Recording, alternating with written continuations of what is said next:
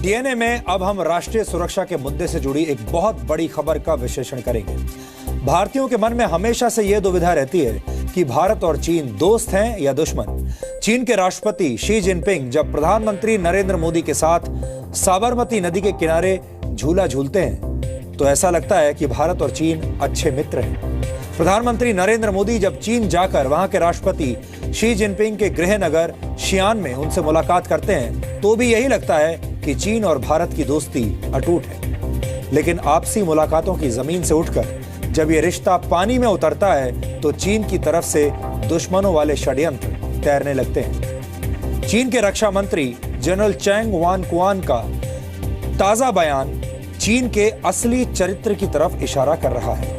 South China सी के मुद्दे पर चीन के रक्षा मंत्री ने कहा है कि China must prepare for people's war at sea, यानी चीन समुद्र में जन युद्ध के लिए तैयारी करे। साधारण भाषा में कहें तो चीन के रक्षा मंत्री की तरफ से दी गई यह धमकी समंदर की तेज लहरों पर वर्ल्ड वॉर 3 की तरफ इशारा कर रही है और चीन के निशाने पर भारत सहित कई दूसरे देश हैं। इतना ही नहीं, चीन की सुप्रीम पीपल्स कोर्ट ने साउथ चाइना सी में चीन के अधिकारों को स्पष्ट करने के लिए कुछ नियम बनाए हैं, जिनमें कहा गया है कि जो भी समुद्री क्षेत्र का उल्लंघन करता हुआ पाया जाएगा उसके खिलाफ आपराधिक मामला चलेगा। साउथ चाइना सी में चीन की दादागिरी की खबरें हम आपको पहले भी डीएनए में दिखा चुके हैं, लेकिन चीन के रक्षा मंत्री के इस नए बयान में नए कूटनीतिक तूफान की आशंकाएं हैं। ये एक बहुत बड़ी अंतर्राष्ट्रीय खबर है। ये उन खबरों में से एक है जिनके बारे में लोग सुनते हैं, पढ़ते भी हैं, लेकिन कोई भी इनके गहरे प्रभाव को समझ नहीं पाता। ज्यादातर लोगों को यह लगता है कि अगर चीन और भारत के बीच समुद्री सीमा को लेकर कोई संघर्ष चल भी रहा है तो इससे उन्हें क्या फर्क पड़ता है। उनका जीवन तो पहले की तरह ही चलता रहेगा जैसा कि चलता आ रहा है। लेकिन यह एक बहुत छोटी सोच है। हर देश की जीवन रेखा में एक ऐसा वक्त जरूर आता है जब वहां के नागरिकों को अपने घर, परिवार, मकान और दुकान से आगे बढ़कर देश के बारे में सोचना होता है। भारत की जीवन रेखा में ये वक्त आ चुका है और अब देश के नागरिकों को अपनी निजी सेहत के साथ साथ देश की सेहत का ख्याल भी रखना चाहिए। और देश का ख्याल आप तभी रख पाएंगे जब आपको इन विषयों के बारे में पूरी जानकारी होगी। इसलिए साउथ चाइना सी, हिंद महासागर और हिमालय के पर्वतों के बीच से गुजरती लाइन ऑफ एक्चुअल कंट्रोल पर भारत और चीन के कूटनीतिक संघर्ष के बारे में आज आपको पता होना चाहिए।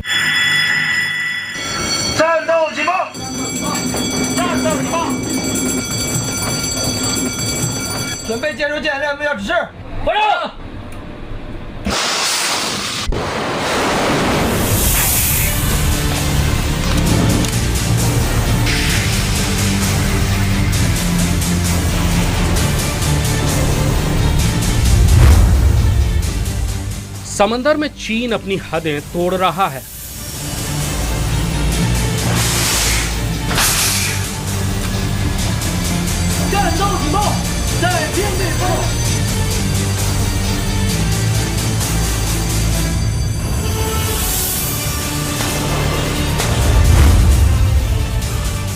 जमीन पर चीन अपनी सीमाएं लांघ रहा है।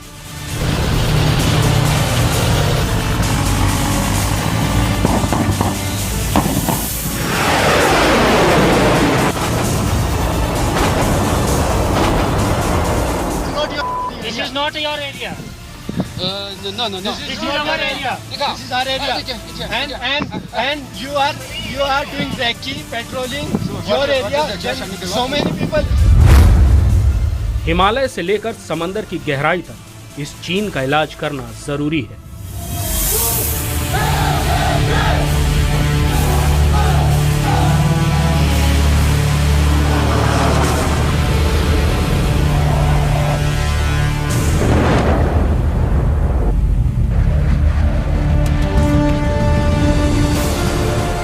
चीन को कितना भी समझा लो, सुधरने का नाम नहीं लेने वाला। चीन की लेटेस्ट धमकी के बाद तो कम से कम ऐसा ही लगता है। साउथ चाइना सी में चीन की खूनी हरकतों से तो पूरी दुनिया वाकिफ है, लेकिन अब चीन के रक्षा मंत्री ने भारत सहित उन सभी देशों को खुली चेतावनी दे दी है जिनका साउथ चाइना सी में व्यापारिक हित है।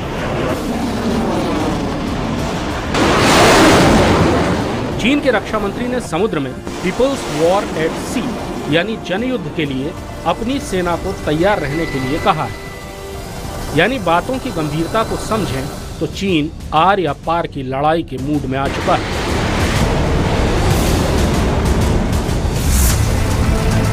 चीन पूरी दुनिया के समुद्रों में तो ग्लोबल कॉमन्स की दुहाई देकर अपनी नौसेना भेजता है, लेकिन साउथ चाइना सी में दूसरे देशों के जहाजों को रोकना चाहता है। चीन की चालाक नजरें समुद्र के साथ साथ जमीन पर भी हैं। Because the land is close there. No, but it's not crossing there. It's crossing from there. Okay? Not cross. Arunachal से लेकर लद्दाख के अलग अलग इलाकों में चीनी सैनिकों की घुसपैठ की खबरें तो आए दिन देखने को मिल ही जाती हैं। दूसरी तरफ चीन अपने प्यादे पाकिस्तान का इस्तेमाल करके पाकिस्तान के कब्जे वाले जमीनी इलाकों में भी अपने पैर पसारना कई साल पहले शुरू कर चुका है। हाल ही में पाकिस्तान और चीन की सेना ने पीओके और चीन के बॉर्डर पर पहली बार एक साथ ज्वाइंट पेट्रोलिंग की थी। पाकिस्तान के कब्जे वाले कश्मीर को चीन पाकिस्तान एडमिनिस्ट्रेटेड कश्मीर कहता है, जबकि उसकी गिद्ध वाली नजरों में जम्मू कश्मीर भारत शासित कश्मीर है। चीन जिनजियांग से पीओके होते हुए पाकिस्तान में बलूचिस्तान के ग्वादर पोर्ट तक $46 बिलियन का चाइना पाकिस्तान इकोनॉमिक कॉरिडोर यानी सी पैक बनाने में जोर शोर से लगा हुआ है। ये सब कुछ तब हो रहा है जब पीओके और बलूचिस्तान में रहने वाले स्थानीय लोग चीन की इस गंदी नीयत का विरोध कर रहे हैं। हालांकि चीन और पाकिस्तान का एजेंडा किसी से छिपा नहीं है। इन दोनों ही देशों का मकसद है भारत को कमजोर करना। लेकिन भारत भी चीन की हर चालाकी का जवाब देने के लिए कमर कस चुका है।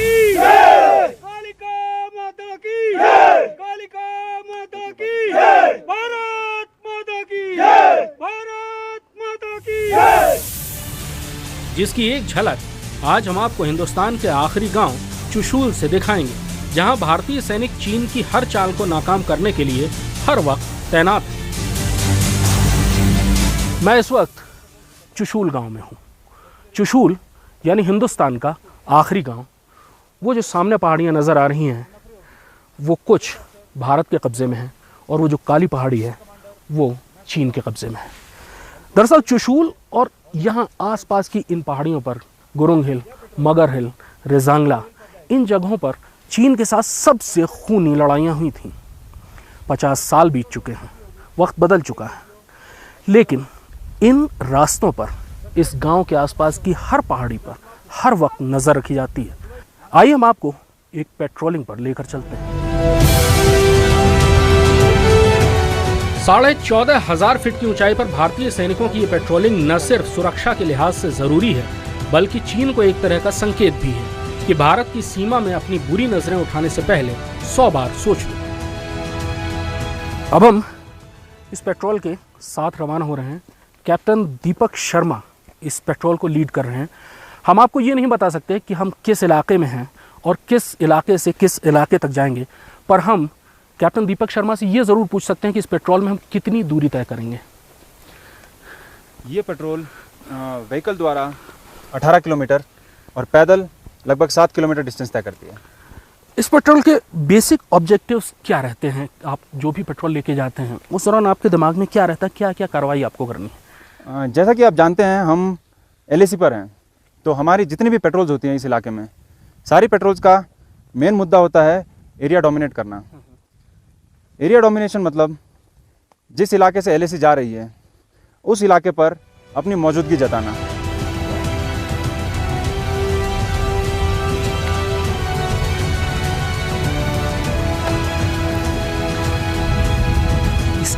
इसका अर्थ क्या था? ये हम जनरली पेट्रोल का जो रूट होता है उस पर ग्रिड रेफरेंस लेते हुए चलते हैं, क्योंकि जैसा कि आप जानते हैं LAC पर कोई क्लियर फेंसिंग नहीं है। तो फेंसिंग ना होने की वजह से ये गलती ना कर दें कि हम अपना इलाका छोड़कर चाइनीज़ टेरिटरी में घुस जाएं। तो ये चीज़ कंफर्म करने के लिए कि हम अपने ही इलाके में पेट्रोलिंग कर रहे हैं, हम हर जगह पर थोड़ी थोड़ी दूरी में GR ग्रिड रेफरेंस लेते रहते हैं ताकि कंफर्म रहे कि हम इंडियन टेरिटरी में चल रहे हैं।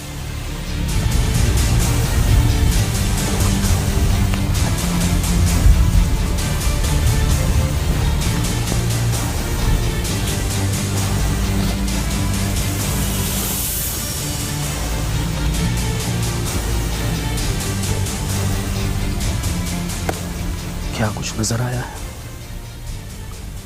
हाँ, हमें चाइनीज साइड एक नया टावर नज़र आ रहा है।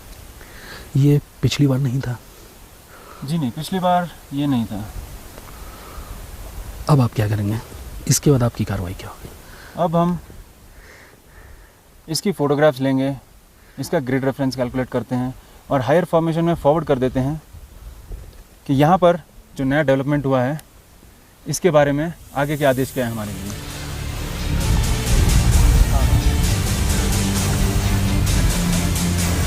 किस दिशा में है देख सकता हूँ मैं? किधर दिख रहा है? कहाँ पर? उस साइड में? बिल्कुल, सामने रिज लाइन दिख रही है, उसकी 12 बजे की लाइन में दिख रही है।